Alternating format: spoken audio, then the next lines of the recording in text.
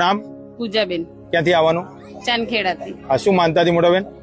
મારે એવી બાધા હતી કે હું પ્રેગ્નેન્ટ રહી ત્યાં મેં એવી બાધા રાખી હતી કે મારા ભાઈના 8 વર્ષ થયા છે, 2 છોકરીઓ જ હતી, બાબો નતો. પછી મેં એવી બાધા રાખી હતી કે એને એક બાબો આવો તો ખૂંખાર મેલડીમાં બોચર માનો હું 5 કિલો પેંડા, 1 ચુંદડી અને 2 ધજા ચડાઈશ બોચર માની ખૂંખાર મેલડી માની. બરોબર.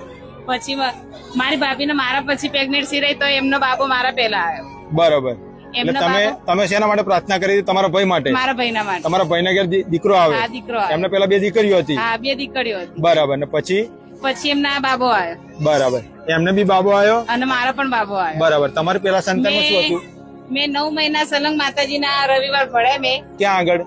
અહીંયા આગળ રવિવાર ભળ્યા. ખુખાર મેળીમાં? મેલડી મારા બરોબર. રવિવાર ભળ્યા 9 મહિના સલંગ. મેં એવી બોલી રાખી હતી કે શોખ હું પ્રેગ્નેન્ટ છું તો પણ હું મારા ભાઈના માટે હું 9 મહિના સલંગ ભરીશ રવિવાર. બરોબર.